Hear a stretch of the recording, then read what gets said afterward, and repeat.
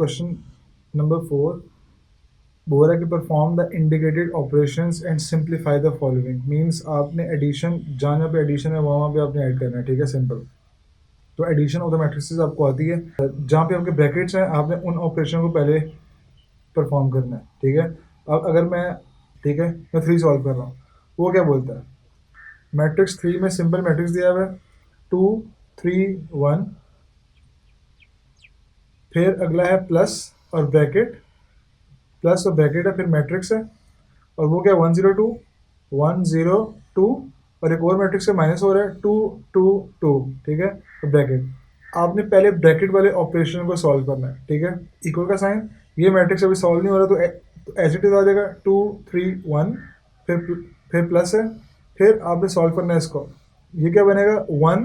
अब माइनस हो रहे हैं तो हर करस्पॉन्डिंग एंट्री को आपने आपस में माइनस करना है, तो 1 की करस्पॉन्डिंग 2 आ रही है, 0 के करस्पॉन्डिंग ये 2 आ रहा है, और इस 2 के करस्पॉन्डिंग ये वाला 2 आ रहा है, तो 0 -2, अगला आएगा, सॉरी यहाँ पे 1 था तो 1 - 2, सॉरी 1 - 2, फिर आएगा 0 -2, फिर आएगा 2 -2।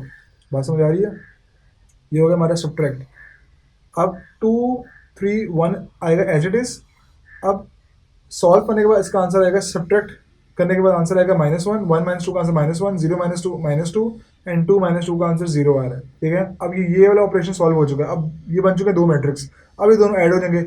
ऐड भी वैसे ही होगा कि करस्पॉन्डिंग एंट्री अब इसमें ऐड हो रही हैं, तो 2 की करस्पॉन्डिंग एंट्री यहाँ पे -1 है, तो क्या होगा 2 + -1, फिर 3 की करस्पॉन्डिंग एंट्री यहाँ पे -2 है, तो 3 + -2। अब 1 की करस्पॉन्डिंग एंट्री यहाँ पे 0 है, तो 1 + 0, सिंपल। इसको सॉल्व करोगे तो 2 + -1 answer +2, sorry I am sorry 2 + -1 answer 1 आ रहा है, ठीक है। तो 1, 3 + -2 आंसर 1 एंड 1 + 0 आंसर 1, तो ये आपका बन गया, ये आपका आंसर आ रहा है, ये आपका क्या आंसर है, सिंपल। तो बाकी ऑपरेशन भी आपके इसी तरह सॉल्व होंगे, ठीक है। अगर मैं बात करूँ 5 की, तो 5 में सिंपल ऐड हो रहा है, तो 1 1 में ऐड होगा, 2 0 में ऐड होगा, 3 -2 में ऐड होगा, ठीक है। इसी तरह 2 -2 में ऐड होगा, 3 -1 में ऐड होगा, 1 0 में ऐड होगा। इस तरह सारी करस्पॉन्डिंग एंट्रीज आपने करनी, ऐड करनी है, ठीक है। अगर मैं बात करूँ 6 की, तो 6 में ये आपको ब्रैकेट दिया है, तो पहले आपने ब्रैकेट वाला ऑपरेशन किया सॉल्व, आपने दोनों मैट्रिक्स को ऐड किया, ऐड हो जाएंगे, जो आंसर आएगा, जो मैट्रिक्स बनेगा वो मैट्रिक्स फिर इसके इसके ऐड हो रहा होगा, ठीक है। तो ये क्वेश्चन नंबर 4 आपका क्लियर है। बाकी जो क्वेश्चन रह चुके हैं वो आपके होमवर्क में है और आपने घर में करने हैं। लाजमन इस बात को ज़हन में रखो कि क्वेश्चंस की प्रैक्टिस तुम लोगों ने करनी है। अगर तुम वीडियो देख के सॉल्व कर रहे हो तो तुमसे मैथ्स नहीं होगा, ठीक है। साथ साथ अपने नोट्स बनाओ, और जो क्वेश्चन मैं होमवर्क के लिए दे रहा हूँ, जो रिमेनिंग क्वेश्चन हैं उनको लाजमन घर में सॉल्व करो, ठीक है। कॉन्सेप्ट एक दफ़ा ले लिए, ठीक है, एक दफ़ा अच्छे तरीके से वीडियो देखे ना, कॉन्सेप्ट ले लो। अगर एक दफ़ा समझ लिया बार बार देखो, ठीक है। जब देख लोगे फिर क्वेश्चन को खुद आपने सॉल्व करना है और आपसे सॉल्व होंगे, ठीक है। जितने प्यार से और मक्खन तरीके से मैं आप लोगों को समझा रहा हूँ ना, आपसे क्वेश्चन सॉल्व होंगे अगर आपने वीडियो को ध्यान से देखा तो। ओके, अब हम मूव करते हैं क्वेश्चन नंबर 5 की तरफ। और क्वेश्चन नंबर 5 लॉन्ग क्वेश्चन के लिए आ जाता है, ठीक है। ये शॉर्ट क्वेश्चन के लिए भी आते हैं और लॉन्ग क्वेश्चन के लिए भी आ जाता है, और ये बहुत ईजी क्वेश्चन है, ठीक है। अगर मैं इसको स्टार्ट करता हूँ क्वेश्चन नंबर 1 से, तो क्वेश्चन नंबर 1 बोल रहा है a + c = c + a। Question number 1 क्या बोल रहा है, वो कह रहा है a + c इक्वल होगा c + a के। वो कह रहा है अगर तुम a में c को ऐड करोगे ना, ठीक है, जो मैट्रिक्स आएगा, ये मैट्रिक्स आ गया, वो मैट्रिक्स इक्वल होगा, अगर तुम सी में ए ऐड कर रहे हो ना तो सी + a के, जो ये दोनों मैट्रिक्स आप इसमें क्या होंगे, इक्वल होंगे। तो अगर मैं ए प्लस सी को सॉल्व करूँ, तो उन्होंने आपको मैट्रिक्स दिए हैं ऊपर, ए भी दिया हुआ है, बी भी दिया हुआ है, सी भी दिया हुआ है। तो अगर मैं ए + सी को सॉल्व करूँ, अगर मैं लेफ्ट हैंड साइड, ये आपकी लेफ्ट हैंड साइड है, इक्वेशन की वाली जो ये साइड होती है वो आपकी लेफ्ट साइड है, और इक्वेशन की राइट साइड वाली साइड आपकी राइट हैंड साइड है। तो मुझे लेफ्ट हैंड साइड को इक्वल करना है राइट हैंड साइड के, ठीक है। तो मुझे, ये आपकी लेफ्ट हैंड साइड है और ये आपकी राइट हैंड साइड है, तो मैंने, आपने अपनी लेफ्ट हैंड साइड को राइट हैंड साइड के इक्वल प्रूफ करना है। तो मैं पहले लेफ्ट हैंड साइड सॉल्व कर रहा हूँ, वो क्या है, वो a + c है, ठीक है। अब a + c, ए मैट्रिक्स आपको दिया हुआ है, ए मैट्रिक्स क्या है 1 2 1, ए मैट्रिक्स आपके पास है 1 2 1 3 2 3 -1 2 3 -1 एंड 3 1 0 3 1 0। ये ऐड हो रहा है सी के साथ, और सी मैट्रिक्स क्या है, सी मैट्रिक्स है -1 0 1 -1 0 1 0 -2 1 0 -2 1 और 0 3 2, 0 3 एंड 2, ये आपका सी मैट्रिक्स है। अब आपने सिंपल इनको ऐड करना है, ऐड किया करस्पॉन्डिंग एंट्रीज आपने ऐड करनी है, तो 1 प्लस माइनस 1, 2 के साथ ऐड होगा 0 तो 2 प्लस 0, 3 के साथ ऐड होगा 0 तो 3 प्लस 0, इसी तरह 2 के साथ ऐड होगा 0 तो 2 प्लस 0, 3 के साथ ऐड होगा -2 तो 3 प्लस -2, 1 के साथ ऐड होगा 3 तो 1 प्लस 3, अगर मैं 1 के साथ यहाँ 1 के साथ ऐड होगा 1 तो 1 प्लस 1 -1 प्लस 1 0 प्लस 2। अच्छा, ऐड कर लिया, ऐड करने के बाद आंसर आएगा आपका 1 प्लस -1 का आंसर आ रहा है 0, 2 प्लस 0 का आंसर 2 आएगा, 3 प्लस 0 का आंसर 3 आएगा, 2 प्लस 0 का आंसर 2 आएगा, 3 प्लस -2 का आंसर 1 आएगा, 1 प्लस 3 का आंसर 4 आएगा, 1 प्लस 1 2, -1 प्लस 1 0 एंड 0 प्लस 2 2। ये आपका लेफ्ट हैंड साइड सॉल्व हो गया। लेफ्ट हैंड साइड क्या थी, a प्लस सी। अब आपने सॉल्व करनी है right hand side, right hand side यहाँ लिख दो सॉल्विंग राइट हैंड साइड, और वो क्या है, c प्लस ए है। पहले अब c आ रहा है फिर a आ रहा है, ठीक है, तो c है -1 0 1 -1 0 1 0 -2 1 0 -2 1 और 0 3 2 0 3 2, ये आपका c है। ऐड हो रहा है a के साथ, a क्या है आपका 1 2 1 1 2 1 2 3 -1 2 3 -1 और 3 1 0 3 1 0, ये मैंने आपका ए लिख दिया मैट्रिक्स, और ये आपका मैट्रिक्स सी है। अब इसको आपने ऐड करना है, ऐड किया तो करस्पॉन्डिंग एंट्रीज ऐड होंगी, ठीक है, तो -1 ऐड होगा +1 के साथ, 0 ऐड होगा 2 के साथ, 0 ऐड होगा 3 के साथ, ये वाला 0 ऐड होगा 2 के साथ, तो 0 plus 2 -2 plus 3 3 plus 1 1 plus 1 1 plus -1 2 plus 0, ठीक है।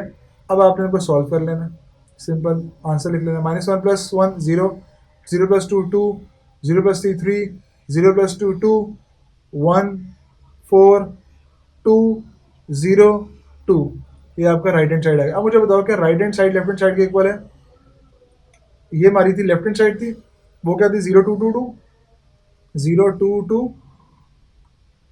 2 1 0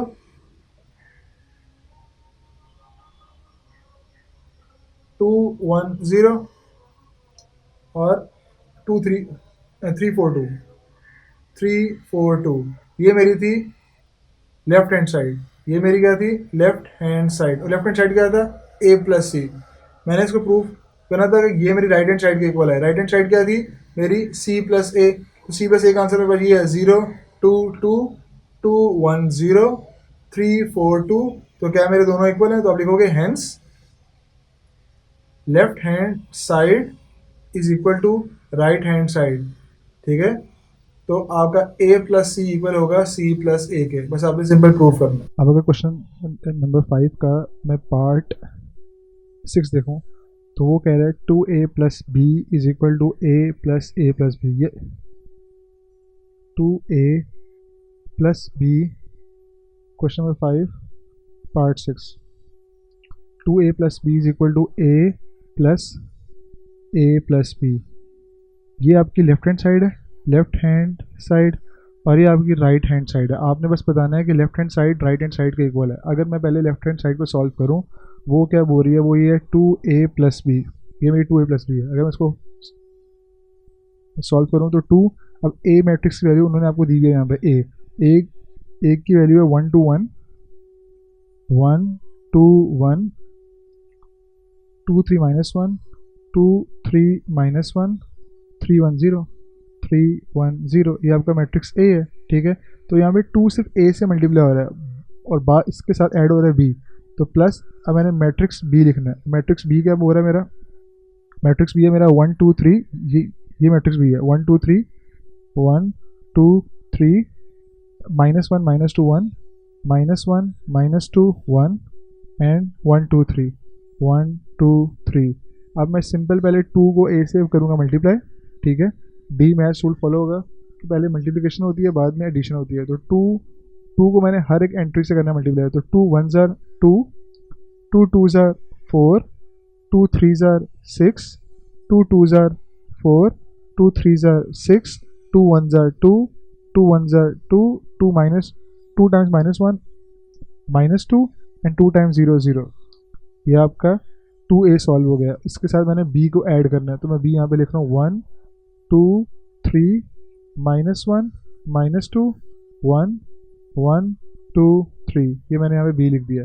अब मैं नेक्स्ट स्टेप के अंदर इन दोनों को ऐड करूँगा। एडिशन इस तरह थी कि हर एक करस्पॉन्डिंग एंट्री दूसरी करस्पॉन्डिंग एंट्री में ऐड होगी। तो 2 की करस्पॉन्डिंग एंट्री यहाँ पे 1 है, तो 2 + 1। 4 की यहाँ पे -1 है, तो 4 + -1। फिर 6 + 1, 4 + 2, 6 + -2 एंड 2 + 2। Then 2 + 3, -2 + 1 and 0 + 3। जब इसको ऐड करूँगा तो मेरा आंसर आएगा 2 + 1 3, 4 + 2 6, 2 + 3 5, 4 + -1 3, 6 + -2 4, -2 + 1 -1, 6 + 1 7, 2 + 2 4, 0 + 3 3। तो ये मेरी लेफ्ट हैंड साइड सॉल्व हो चुकी है। तो 2a + b का जो मेरे पास आंसर आ रहा है वो ये वाला मैट्रिक्स आ रहा है, ठीक है। ये आपका 2a + b है। अब मैंने राइट हैंड साइड सॉल्व करनी है, वो है a + b। जो मेरी राइट हैंड साइड है ना, वो क्या कह रही है, वो कह रहा है a + b। अब इस ब्रैकेट का मीनिंग ये है कि पहले आपने ब्रैकेट सॉल्व करना है, पहले आपने a + b ऐड करना है, बाद में आपने a ऐड करना है। तो अगर मैं मैट्रिक्स a लिखूँ, मैट्रिक्स a के 1 2 1 1 2 1 3 2 3 -1 2 3 -1 और 3 1 0 3 1 0। तो ये अगर मैट्रिक्स a था, प्लस फिर ब्रैकेट है, फिर a है। a मैट्रिक्स ये लिखा हुआ है, तो 1 2 1 2 3 -1 एंड 3 1 0। और इसमें आपने b को ऐड करना है। मैट्रिक्स b क्या है, मैट्रिक्स b ये लिखा हुआ है 1 2 3 1 2 3 -1 -2 -1 -2 1 एंड 1 2 3 1 2 3। ये आपका 1 है, ये आपका 1 है, ठीक है। और अब आपका यहाँ पे क्लोज और ये ब्रैकेट। तो सबसे पहले हम लोगों ने इस ब्रैकेट को सॉल्व करना है। तो ये आपका एज इट इज यहाँ पे आ जाएगा 1 2 1 2 3 -1 3 1 0। आपका एज इट इज आ गया। अब इसको ऐड कर रहा हूँ। जब ऐड होगा तो करस्पॉन्डिंग एंट्री में ऐड होगी, तो 1 + 1 होगा। तो 1 + 1 2 + -1 3 + 1 2 + 2 3 + -2 and 1 + 2, then 1 + 3 -1 + 1 and 0 + 3। अब मैं नेक्स्ट स्टेप में ऐड करूँगा, ठीक है, और उसका आंसर लिखूँगा। तो ये वाला मैट्रिक्स एज इट जाएगा 1 2 1 2 3 -1 3 1 0। मैट्रिक्स एज इट आ गया। अब इसको ऐड करके आंसर लिखो, तो 2 1 4 4 1 3 एंड 4 0 3। अब मैंने इन दोनों मैट्रिक्स को ऐड करना है। ऐड करके मेरा आंसर आया 3 4 + 2। अब करस्पॉन्डिंग एंट्री करस्पॉन्डिंग में ऐड होगी, तो 1 + 2 का आंसर 3 आ रहा है। अब मैं इसको यहाँ पे ना डायरेक्ट कर रहा हूँ, ठीक है। तो 2 + 1 का आंसर 3 आएगा, 3 + 4 का आंसर 7 आएगा, ठीक है। 2 + 4 का आंसर 6 आएगा, 3 + 1 का आंसर 4 आएगा, 1 + 3 का आंसर 4 आएगा, ठीक है। 1 + 4 का आंसर 5 आएगा, -1 + 0 का आंसर -1 आएगा और 0 + 3 का आंसर 3 आएगा। ये मेरी राइट हैंड साइड भी सॉल्व होगी। अब मैंने देखना है क्या मेरी right hand side left hand side के इक्वल है। तो मेरी जो मेरी लेफ्ट हैंड साइड बन रही थी ना, वो ये थी 3 6 5। ये मेरी लेफ्ट हैंड साइड है 3 6 5। उसके बाद 3 4 -1 3 4 -1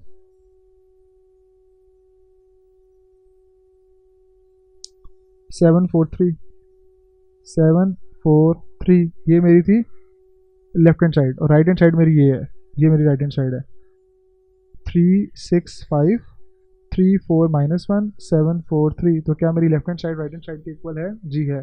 तो मीन्स 2a + b इक्वल होगा a + b के। क्या ये बात समझ आ रही है? सिंपल प्रूफ करना है, ठीक है। मैंने सबसे पहले लेफ्ट हैंड साइड सॉल्व करनी है, उसका आंसर आ जाएगा, फिर मैंने राइट हैंड सॉल्व करूंगा और दोनों मेरी क्या होनी चाहिए, अब इसमें इक्वल होनी चाहिए, ठीक है।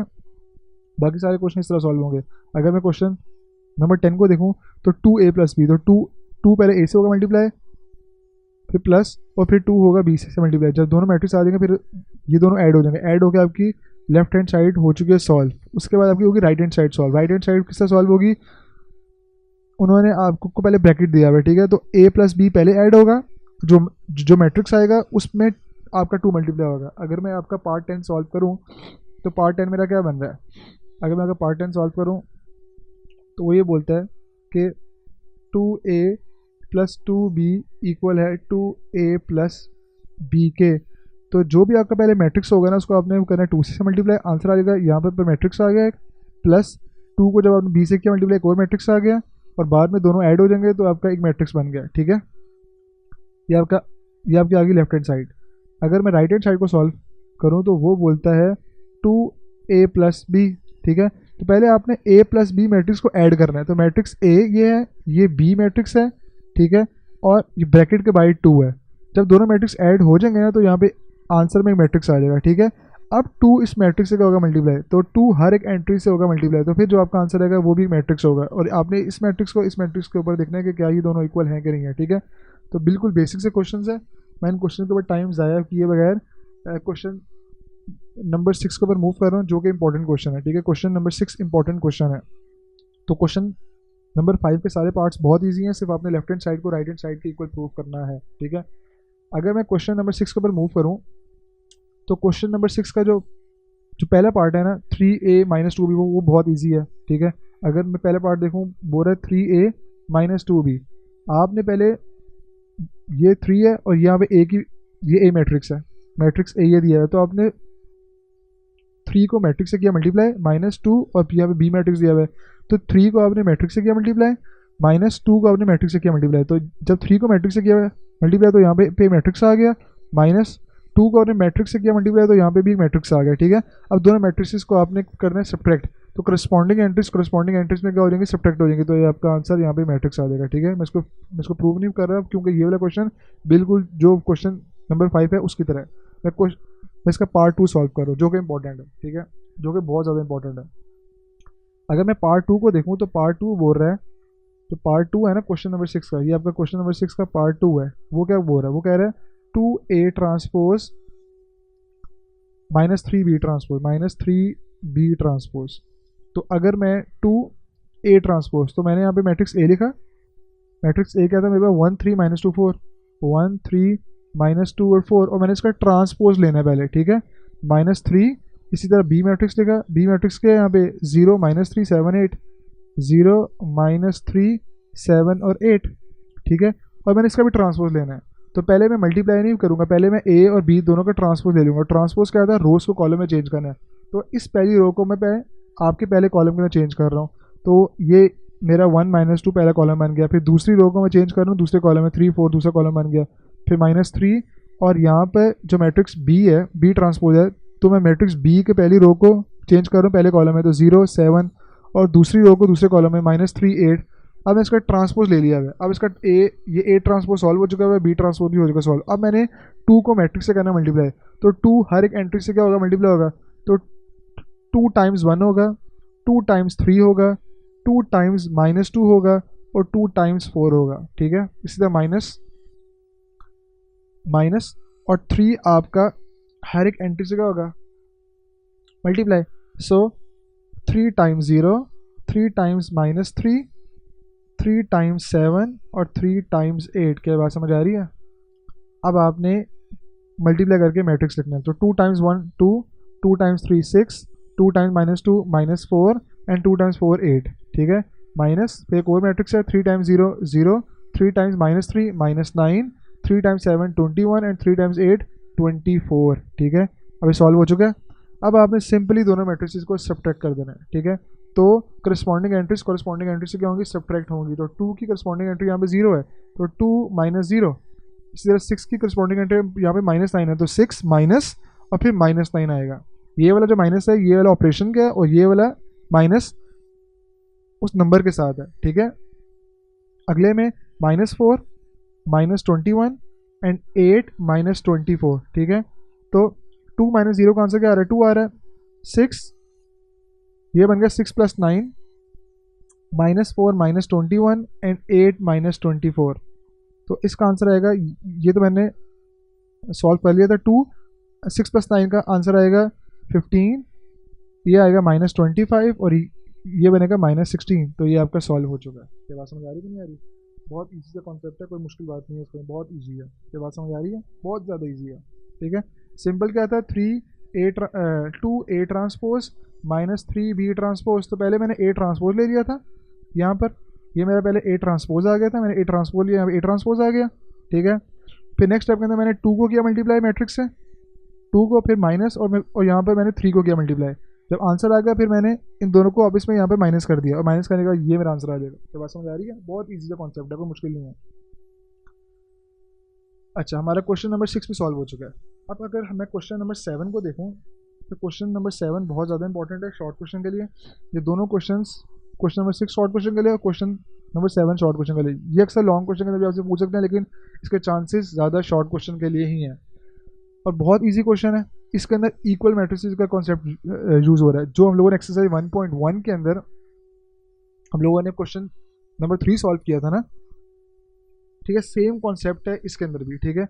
बस इसमें थोड़ी सी एडिशन है, अब मैं आपको बता रहा हूँ। क्वेश्चन क्या बोल रहे हैं, क्वेश्चन नंबर हम क्या सॉल्व कर रहे हैं, 7। क्वेश्चन 7 है, वो क्या कह रहा है, 2 -3 4A, 2 -3 4 एंड A, फिर है +3 1/8 एंड B -4। जब मैंने इन दोनों को सॉल्व किया, ये मेरे इसके इक्वल आ रहा है। वो मैट्रिक्स क्या है, वो मैट्रिक्स है मेरे पास 7 18 10 1, 7 18 10 और 1। क्वेश्चन आपसे ये है कि आपने A और B की वैल्यूज़ निकालनी है। क्या करना है, आपने A और B की वैल्यूज़ निकालनी है। आपको A और B अननोन है, A और B की अपनी वैल्यूज़ निकालनी है। तो पहले क्या करना है, आपने सबसे पहले आपने ना 2 को इस मैट्रिक्स से करना मल्टीप्लाई, ठीक है। तो 2 2 ज़ार 4 है, 2 4 ज़ार 8, 2 टाइम्स -3 का आंसर -6 आएगा, और 2 टाइम्स A का आंसर आएगा 2A, ठीक है। 2A आंसर आएगा, प्लस अब मैंने 3 को इस मैट्रिक्स से करना मल्टीप्लाई, तो 3 हर एक एंट्री से मल्टीप्लाई होगा। तो 3 times 1 3, 3 times B 3B, 3 times 8 24, और 3 टाइम्स -4 -12। क्या बात समझ आ रही है? बहुत ईजी है, बहुत ज़्यादा ईजी है। इज इक्वल टू 7 18 10 और 1। अच्छा, अब मैंने सिंपल इन दोनों मैट्रिसेस को ऐड कर देना है। ऐड किया मैंने, तो हुआ 4 + 3, करस्पॉन्डिंग एंट्रीज करस्पॉन्डिंग में ऐड होंगी, ठीक है। तो 4 की करस्पॉन्डिंग एंट्री 3 है, तो 4 + 3, 8 की यहाँ पे 3 भी है, तो 8 + 3B लिख दूंगा मैं, क्योंकि B के साथ वेरिएबल है और ये दोनों अनलाइक क्वांटिटीज हैं, ठीक है। तो 8 3B में ऐड नहीं हो सकता, तो मैं 8 + 3B लिख दिया। इसी तरह -6 + 24 किया, तो आंसर मेरा आएगा 18, -6 + 24, ठीक है। और इसी तरह 2A + -12, ये मैंने दोनों को ऐड कर दिया, और यहाँ पे ये मेरे इसके इक्वल है। 7 18 था, और 10 और 1 है, 7 18 10 एंड 1, ठीक है। अच्छा, अब नेक्स्ट स्टेप के अंदर मैं इसको ऐड करूँगा, आंसर मेरा आएगा 4 + 3 का आंसर आएगा 7, 8 + 3 भी ऐड नहीं हो सकता, तो 8 + 3 भी एज इट इज आ जाएगा। -6 + 24 का आंसर मेरा 18 आया, और 2A -12 ऐड नहीं हो सकता, तो 2A -12 भी आ जाएगा। इज इक्वल टू 7 18 10 और 1, ठीक है। अब मैं कह रहा हूँ कि ये दोनों जो मैट्रिसेस है ना, अब इसमें क्या है, इक्वल है। तो हम लोगों ने दो कंडीशन पढ़ी थी मैट्रिसेस, जो मैट्रिक्स अब इसमें इक्वल होते हैं ना, उसकी 2 कंडीशन थी। पहली कंडीशन ये थी कि दे हैव सेम ऑर्डर, उनका क्या होना चाहिए, ऑर्डर सेम होना चाहिए। तो मैं कह रहा हूँ कि दोनों इक्वल हैं, तो इसका ऑर्डर क्या है, 2 रोज हैं, 1 रोज 2 रो, तो 2/2, इसका भी ऑर्डर क्या है, 2/2, तो इनका ऑर्डर सेम है। दूसरी कंडीशन ये थी कि उनकी करस्पॉन्डिंग एंट्रीज क्या होनी चाहिए, यहाँ इसमें इक्वल, उनकी करस्पॉन्डिंग एंट्रीज जो है ना, वो क्या वहाँ इसमें इक्वल हो। तो 7 की करस्पॉन्डिंग एंट्री यहाँ पे 7 है, जो कि इक्वल है। 18 की करस्पॉन्डिंग एंट्री यहाँ पे 18 है, जो कि इक्वल है। मीन्स कि ये फिर किसके इक्वल होगा, ये इक्वल होगा 10 के, और 2A -12 किसके इक्वल होगा, 2A -12 1 के इक्वल होगा। तो ये दोनों लाइन्स मैंने नहीं लिखनी, मैंने सिर्फ आपको समझाने के लिए बताया, ठीक है। तो अगर मैं देखूं, मैं इसको लिख सकता हूँ 8 + 3B = 10, क्योंकि इक्वल है ना, तो ये एंट्री इसके इक्वल आ गई। इसको मैंने बोल दिया इक्वेशन नंबर 1। अब मैं इसको लिख सकता हूँ 2a minus 12 is equal to 1, ये भी लिख सकता हूँ क्योंकि मेरी करस्पॉन्डिंग एंट्री अब इसमें क्या है, इक्वल है। क्या बात समझ आ रही कि नहीं आ रही? बहुत ईजी सा कॉन्सेप्ट है, कोई मुश्किल नहीं है। करस्पॉन्डिंग एंट्रीज इक्वल है, इसको मैंने बोल दिया इक्वेशन नंबर 2। अब मैं इक्वेशन नंबर 1 को सॉल्व कर रहा हूँ। वो क्या बोलता है 8 plus 3b is equal to 10। अब मुझे यहाँ पे वेरिएबल 3b चाहिए, ठीक है, तो मैं इस टर्म को भी यहाँ पे रहने दूंगा और 8 को वहाँ पे ले जाऊंगा, तो 3b इज इक्वल टू, और जब 8 इक्वेशन की इस तरफ जाएगा तो नेगेटिव हो जाएगा क्योंकि ये अभी प्लस है, तो 10 माइनस 8, ये बना 3b is equal to 10 minus 8 का आंसर 2 आया। अब मुझे सिंपल b चाहिए, तो मैं b को यहाँ पे रहने दूंगा और 3 जो b से मल्टीप्लाई हो रहा है वो यहाँ पे आके डिवाइड हो जाएगा, तो b इज इक्वल टू 2/3। तो b की वैल्यू क्या आई है? b की वैल्यू आ चुकी है 2/3, ठीक है। तो वेरिएबल b है वो सॉल्व हो चुका है। अगर मैं वेरिएबल a को सॉल्व करूं तो उसकी इक्वेशन थी 2a minus 12 is equal to 1, तो मैं लिखूंगा सॉल्विंग इक्वेशन नंबर 2। वो क्या था 2a minus 12 is equal to 1, तो मैं इसको लिख सकता हूँ क्योंकि मुझे यहाँ पे a चाहिए, तो मैं 2a वाली पूरी टर्म अभी यहाँ पे रहने दूंगा और माइनस 12 इक्वेशन के उस तरफ आ जाएगा, तो ये बनेगा 2a इज इक्वल टू 1, अभी माइनस में था, यहाँ पे आके प्लस हो जाएगा प्लस 12, फिर 2a इज इक्वल टू 13। अब मुझे सिंपल वेरिएबल a चाहिए, तो मैं 2 को भी यहाँ पे ले आऊँगा इक्वेशन के इस तरफ। अभी 2a से क्या हो रहा है मल्टीप्लाई, तो ये हो जाएगा a is equal to 13 divide by 2, तो ये मेरा a का आंसर आ गया। बात समझ आई? तो मेरे a और b दोनों वेरिएबल सॉल्व हो चुके हैं। इतना इजी सा क्वेश्चन था, ठीक है। मैंने पहले क्या किया, मैंने पहले 2 को किया मल्टीप्लाई हो गया, दोनों ऐड हो गए ये मैट्रिक्स बन गया। अब इक्वल मैट्रिक्स का कॉन्सेप्ट था कि करस्पॉन्डिंग एंट्रीज क्या होंगी, इक्वल होंगी, मैंने उसको इक्वल कर दिया सिंपल। मैंने a प्लस 3b को बोल दिया 10 के इक्वल है क्योंकि वो आपको डेफिनेशन खुद बोल रही है, और 2a माइनस 12 1 के इक्वल है। जब मैंने दोनों इक्वेशन को सॉल्व की तो मेरा a और b की वैल्यू आ चुकी है। क्या ये बात समझ आई है? अच्छा, क्वेश्चन नंबर 7 हमारा सॉल्व हो चुका है। अब हम मूव कर रहे हैं क्वेश्चन नंबर 8 के ऊपर। क्वेश्चन नंबर 8 बहुत ज़्यादा इंपॉर्टेंट है शॉर्ट क्वेश्चन के लिए। a plus a transpose is symmetric 3 4 5 और 6, ये जो पार्ट्स है ना आपके बहुत ज़्यादा इंपॉर्टेंट है, ठीक है। ये लाजमन इसका शॉर्ट क्वेश्चन आता है, ठीक है। क्वेश्चन नंबर 8 के पार्ट 1 को सॉल्व करूं तो पार्ट 1 बोल रहा है a plus B transpose a plus B का होल ट्रांसपोज इक्वल है मेरे a transpose plus b transpose के, ठीक है। तो मैंने पहले लेफ्ट हैंड साइड को सॉल्व करना है और बाद में राइट हैंड साइड को। तो लेफ्ट हैंड साइड मेरी क्या है, वो कह रही है a प्लस बी का होल ट्रांसपोज मैंने सॉल्व करना है। तो पहले मेरे पास a क्या है, मैट्रिक्स a की वैल्यू यहाँ पे दी हुई है। मैट्रिक्स a है 1 0 2 1 1 0 2 1, ये मैट्रिक्स a है। प्लस मैट्रिक्स b क्या है, मैट्रिक्स b मेरे पास है 1 2 1 0 1 2 1 0, ठीक है। और इसका होल का ट्रांसपोर्ट है, मतलब ये कि मैंने पहले इन दोनों को ऐड कर लेना है मैट्रिक्स ए और बी को, और बाद में जो मैट्रिक्स आएगा ना इन दोनों को ऐड करने के बाद मैट्रिक्स आएगा, उस मैट्रिक्स का मैंने ट्रांसपोज लेना है। बात समझ आ रही कि नहीं आ रही? बहुत ईजी सा क्वेश्चन है। जो दोनों को ऐड करने के बाद, क्योंकि यहाँ पे ब्रैकेट के बाय ट्रांसपोज है, तो पहले ए और बी दोनों ऐड होंगे, बाद में तुमने उसका ट्रांसपोज लेना है, ठीक है।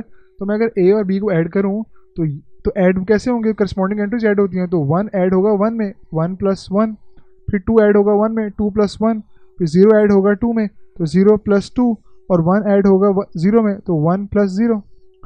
और इसका क्या था, इसका ट्रांसपोज है। दोनों को ऐड करने के बाद जो मैट्रिक्स आया ना, ये वाला इसका ट्रांसपोज है। तो आंसर क्या होगा, 1 प्लस 1 का आंसर 2 होगा, 2 प्लस 1 का आंसर 3, 0 प्लस 2 का आंसर 2, और 1 प्लस 0 का आंसर 1। और मैंने इसका ट्रांसपोज लेना है। मैंने दोनों को ऐड कर दिया, ऐड करने के बाद ये जो मैट्रिक्स आया ना, उस मैट्रिक्स का मैं ट्रांसपोज ले रहा हूँ। और ट्रांसपोज लेना कैसे है, रोज़ को कॉलम में चेंज करना है और कॉलम्स को रोज़ में चेंज करना है, ठीक है। ट्रांसपोज ये था ना। तो अगर मेरे पास ये पहली रो है तो मैंने इस पहली रो को पहले कॉलम में चेंज करना है, तो 2 और 3 पहला कॉलम बन गया। ये अगर मेरी रो 2 है, ये मेरी रो 1 थी ना R1, और ये मेरी R2 है, तो रो 1 को मैंने C1 में चेंज कर दिया, ये मेरा C1 है। और रो 2 को मैं चेंज करूँगा कॉलम 1 में, तो ये 2 1 बन गया। तो ये मेरा आंसर है, ये मेरा a प्लस बी के होल ट्रांसपोज का आंसर है, 2 3 और 2 1। बात समझ आ रही कि नहीं आ रही? अब मैंने सॉल्व करना है इसके right hand side. Right hand side क्या था, a transpose plus b transpose. तो अब यहाँ पे a का पहले ट्रांसपोज लेना है और b का ट्रांसपोज लेना है, बाद में दोनों मैट्रिक्स को ऐड करना है। a का ट्रांसपोज लिया, मैट्रिक्स आ गया, b का ट्रांसपोज लिया, वो भी मैट्रिक्स आ गया, और दोनों को ऐड कर दिया। क्या बात समझ आ रही है? तो अगर मैं सॉल्व करूँ ना इसको, तो मैट्रिक्स ए क्या था मेरे पास, मैट्रिक्स ए है मेरे पास 1 0 2 1 1 0 2 1, और मैंने इस मैट्रिक्स ए का क्या लेना है, ट्रांसपोज लेना है, प्लस मैट्रिक्स बी क्या मेरे पास 1 2 1 0 1 2 1 0, मैंने अब इसका ट्रांसपोज लेना है, ठीक है। तो ए का, जब मैं ए का ट्रांसपोज लूँगा तो रो को मैंने चेंज किया कॉलम में, तो 1 2 हो गया, बी का रो 2 को मैं कॉलम 2 में चेंज करूँगा तो 0 1, ये मेरा हो गया ए ट्रांसपोज, प्लस अब मैं ले रहा हूँ बी का ट्रांसपोज, तो इस रो को पहले कॉलम है तो 1 1, दूसरी रो को दूसरे कॉलम में 2 0, ये मैंने दोनों का ट्रांसपोज ले लिया हुआ है। अब दोनों का ट्रांसपोज लेने के बाद मैट्रिक्स जो है मैंने इनको ऐड कर देना है, ऐड किया तो करस्पॉन्डिंग एंट्रीज करस्पॉन्डिंग में ऐड होंगी, तो 1 की करस्पॉन्डिंग एंट्री 1 है तो 1 + 1 0 + 2, फिर 2 + 1 होगा और 1 + 0 होगा। ऐड करने के बाद जो मेरा आंसर आ रहा है वो आ रहा है 1 + 1 का 2, इसका 2, इसका 3 और इसका 1, ठीक है। तो देखना है कि क्या मेरा लेफ्ट हैंड साइड जो मेरी ए प्लस बी ट्रांसपोज थी, लेफ्ट हैंड साइड क्या थी, उसका आंसर आ रहा है 2 3, ये आंसर आ रहा है ना 2 3 2 1, लेफ्ट हैंड साइड का आंसर आ रहा है 2 3 2 1। क्या मेरी लेफ्ट हैंड साइड इक्वल है राइट हैंड साइड के जो कि A transpose plus B transpose था, A transpose plus B transpose का आंसर क्या आ रहा है 2 3 2 1 2 3 2 1, तो ये दोनों मेरे इक्वल हैं। बात समझ आ रही है, तो मेरी left hand side right hand side के इक्वल है, left hand side is equal to right hand side. जब आपका A transpose plus B transpose का भी आंसर आ जाएगा ना, तो फिर आपने ये लिखना है, इसको आपने बोल दिया 2 और इस वाले को आपने बोला था 1, ठीक है। तो आप बोलोगे comparing 1 and 2, A plus B whole transpose is equal to A transpose plus B transpose, ठीक है। ये सॉल्व हो गया, क्वेश्चन नंबर 8 का फर्स्ट पार्ट सॉल्व हो चुका है। अगर मैं इसके सेकंड पार्ट देखूँ ना, तो वो बिल्कुल इस पार्ट के सिमिलर है, बस यहाँ पे प्लस था यहाँ पे माइनस है। तो पहले तुमने ए को बी से माइनस कर देना है और बाद में उस मैट्रिक्स का ट्रांसपोज लेना है, और जो राइट हैंड सॉल्व होगी, पहले तुमने ए का ट्रांसपोज लिया, फिर तुमने बी का ट्रांसपोज लिया और दोनों को माइनस करना है। यहाँ पे दोनों को ऐड कर रहा था, यहाँ पे तुमने दोनों को माइनस करना है, सिर्फ माइनस का इसमें सिर्फ ऑपरेशन चेंज हो रहा है, बाकी कॉन्सेप्ट सेम ही है। तो मैंने आपको एक पार्ट सॉल्व कर दिया, दूसरा पार्ट आपने खुद सॉल्व करना है। अब हम मूव कर रहे हैं क्वेश्चन नंबर 8 के पार्ट 3 के ऊपर, और ये थोड़ा सा टेक्निकल क्वेश्चन है, थोड़ा सा बस। अगर आपने इस क्वेश्चन को अंडरस्टैंड कर लिया ना, फिर मुश्किल नहीं है। और दूसरा, आपको सिमेट्रिक मैट्रिक्स की डेफिनेशन का पता होना चाहिए। ये दो इंपॉर्टेंट चीज़ें, ठीक है। सिमेट्रिक मैट्रिक्स की डेफिनेशन का आपको पता होना चाहिए, जो कि मैंने एक्सप्लेन की भी है, ठीक है, एक्सरसाइज 1.2 के अंदर, ठीक है। तो ये आपको पता होना चाहिए कि मैट्रिक्स के सिमेट्रिक मैट्रिक्स कौन सा मैट्रिक्स होता है। अब हम इसको सॉल्व करते हैं। क्वेश्चन नंबर 8 पार्ट 3 का बोल रहा है, कह रहा है A plus A transpose is symmetric. Symmetric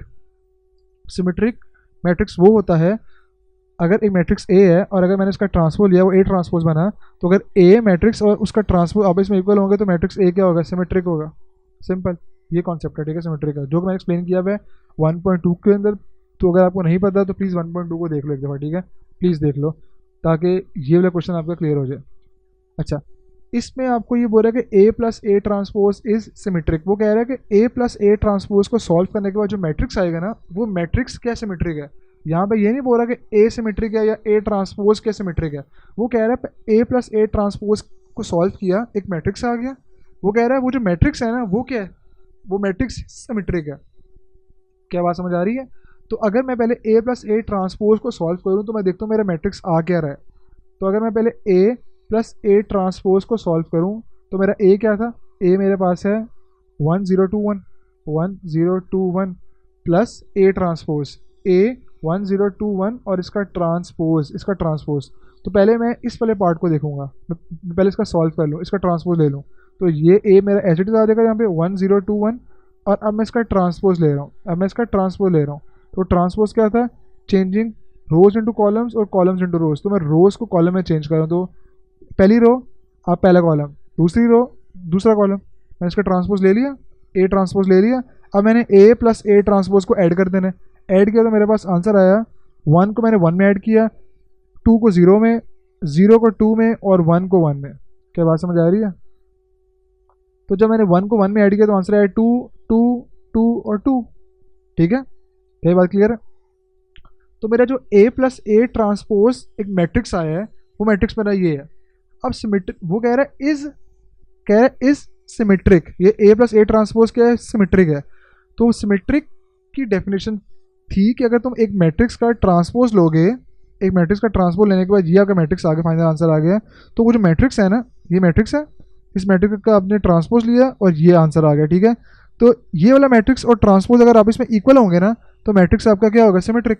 तो अगर तुमने इसका ट्रांसपोज लेना है, इसका ट्रांसपोज लेने के बाद अगर ये A प्लस ए ट्रांसपोज के इक्वल आ गया, A प्लस ए ट्रांसपोज अभी एक मैट्रिक्स है, अब मैंने इस मैट्रिक्स का ट्रांसपोज लेना है, मतलब कि मैंने A प्लस ए ट्रांसपोज का क्या लिया, ट्रांसपोज।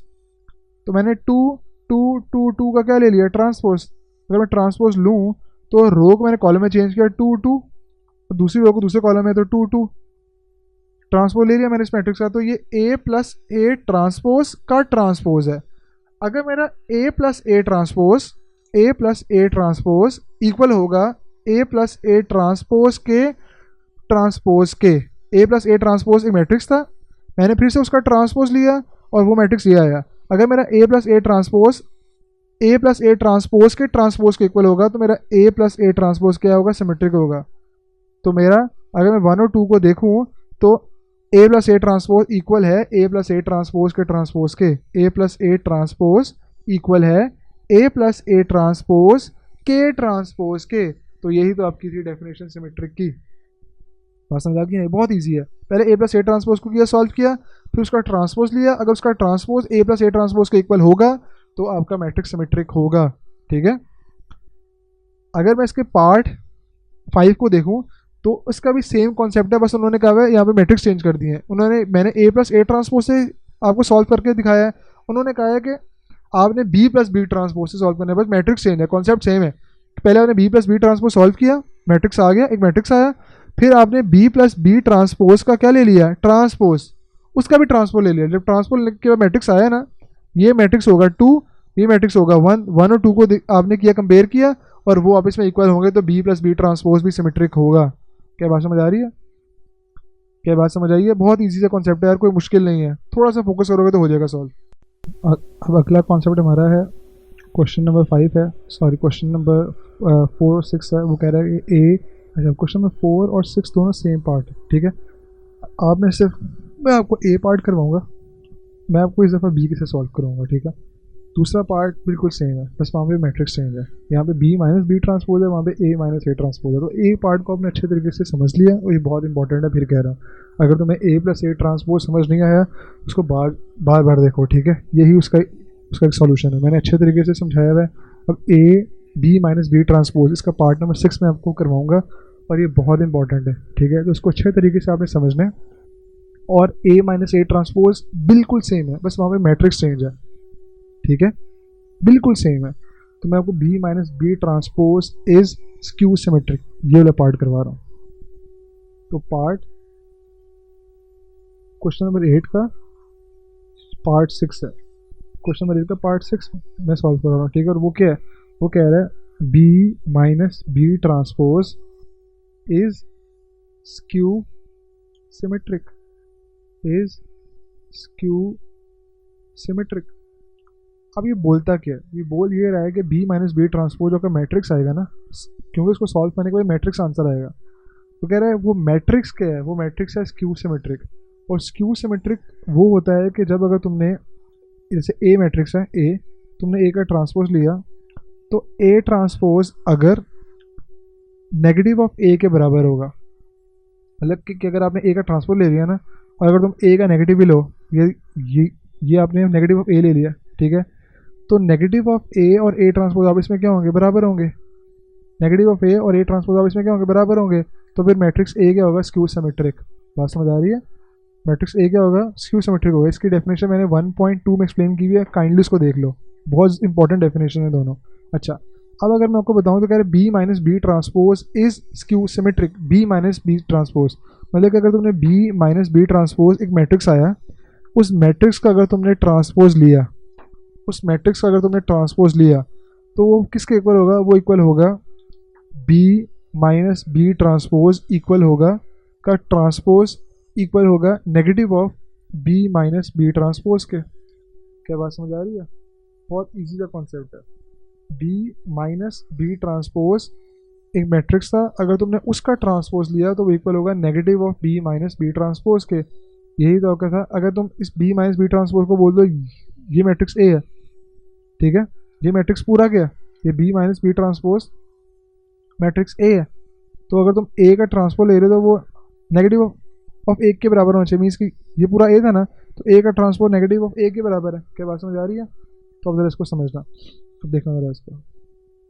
बहुत इंपॉर्टेंट कॉन्सेप्ट है, अच्छे तरीके से इसको समझ लो, कोई मुश्किल बात नहीं है, बिल्कुल ईजी सा कॉन्सेप्ट है। मैंने पहले क्या सॉल्व करना है, मैंने पहले अभी मैं इस चीज़ को भूल जाऊँ, अभी तुम इस चीज़ को भूल जाओगे, इज स्क्यू सिमेट्रिक, इसको भूल जाओ। अभी simple B minus B transpose को सॉल्व करो। तो मैं बी माइनस बी ट्रांसपोज को सॉल्व कर रहा हूँ, ठीक है। तो मैं यहाँ पे बी लिखूँगा पहले, वो क्या है 1 2 1 0 1 2 1 0, फिर माइनस है, फिर बी है, फिर बी फिर से 1 2 1 0, और इस दफ़ा मैंने बी का ट्रांसपोज लिखा ऊपर क्योंकि यहाँ पे बी का ट्रांसपोज है। तो मैं सबसे पहले इस पार्ट को सॉल्व कर लूँगा, मैं पहले ट्रांसपोज ले लूँगा, ठीक है। तो मैं पहले इस पार्ट को सॉल्व करूँगा। तो 1 2 1 0 माइनस, मैं इसका ट्रांसपोज लेना, तो 1 जो पहली रो है आपकी वो चेंज हो जाएगी पहले कॉलम में, तो 1 1, ये मेरा C1 पहला कॉलम बन गया, और दूसरी रो आपकी चेंज होगी दूसरे कॉलम में, ये बना 2 0। ट्रांसपोज लेना तो यार अब आपको आ जाना चाहिए, कोई मुश्किल बात नहीं है, ट्रांसपोज लेना तो बहुत ईजी है यार, और इंपॉर्टेंट भी है ट्रांसपोज लेना, ठीक है, क्योंकि आगे यूज़ हो रहा है हर जगह पे। देखो ट्रांसपोज ले रहे हो तो ट्रांसपोज को अच्छे तरीके से सीख लो।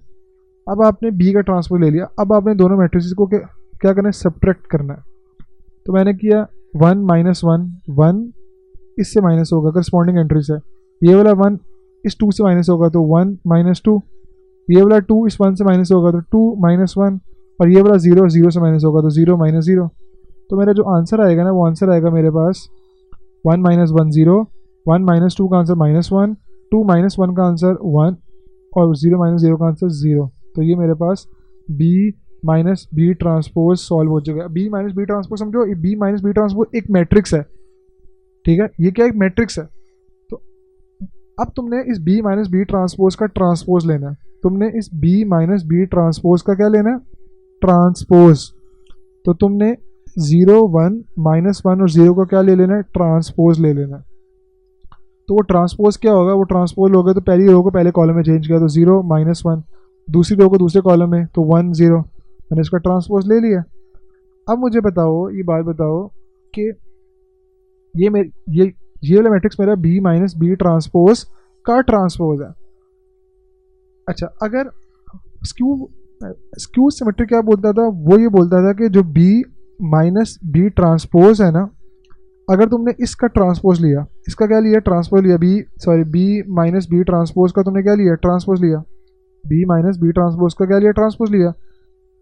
तो और अगर तुम इसका नेगेटिव भी ले लो, negative of B minus B transpose, तो इसका नेगेटिव और बी माइनस बी ट्रांसपोज का ट्रांसपोज आपस में इक्वल होगा, मतलब कि बी माइनस बी ट्रांसपोज का ट्रांसपोज इक्वल होगा negative of B minus B transpose के। क्या बात समझ आ रही है? क्या ये बात समझ आई है? तो अगर तुम यहाँ पे लिखो, अगर तुम बी माइनस बी ट्रांसपोज लिखो, वो क्या था, वो था 0 1 माइनस 1 0, ऐसे ही था ना। और अगर तुम इसका नेगेटिव ले लो तो negative of B minus B transpose is equal to negative of 0 1 minus 1 0। तो ये क्या बनेगा, 0 1 माइनस 1 0। तो क्या तुम देख रहे हो, बी माइनस बी ट्रांसपोज का ट्रांसपोज इक्वल है negative of B minus B transpose. यही तो था आपका स्क्यू सिमेट्रिक।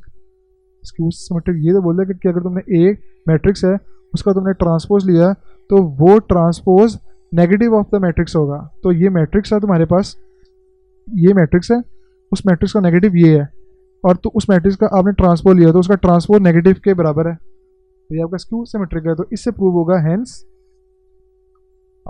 आपने यहाँ पे लिखना है कि बी माइनस बी ट्रांसपोज का ट्रांसपोज इक्वल है negative of B minus B transpose के। तो hence B minus B transpose is skew symmetric, is skew symmetric. बहुत इजी कॉन्सेप्ट है यार, कोई मुश्किल नहीं है, थोड़ा सा फोकस चाहिए सिर्फ आप लोगों का, सिर्फ थोड़ा सा फोकस, इससे ऊपर नहीं, ठीक है, थोड़ा सा फोकस चाहिए आपका। तो बी माइनस बी ट्रांसपोज क्या है, B minus B transpose skew symmetric है। क्या ये बात समझ आ रही है? बहुत इजी कॉन्सेप्ट है। बी माइनस बी ट्रांसपोज क्या है, क्यू सिमेट्रिक है। आई समझ के नहीं आई? तो यही आपका था कॉन्सेप्ट था। अब अगर मैं पार्ट 4 को देखूँ तो पार्ट 4 में सिर्फ ए मैट्रिक्स यूज़ हो रहा है, ठीक है, यहाँ पे मैंने बी यूज़ किया है, वहाँ पे आपने ए यूज़ करना है, कोई मुश्किल बात नहीं है, ठीक है। तो पार्ट 4 पार्ट 2 इसका, पार्ट 2 होमवर्क है, पार्ट 4 होमवर्क है आपका, और पार्ट 5 आपका होमवर्क है, ठीक है। ये पार्ट 5 और 3 सेम है, पार्ट 1 और 2 सेम है, और पार्ट 4 एंड 6 सेम है, ठीक है। तो बहुत इजी कॉन्सेप्ट है, ये आपने करना है। इसके साथ साथ आपकी एक्सरसाइज 1.3 हो चुकी है ख़त्म। अब आपकी एक्सरसाइज 1.3 हो चुकी है कंप्लीट। नेक्स्ट एक्सरसाइज है हमारी 1.4।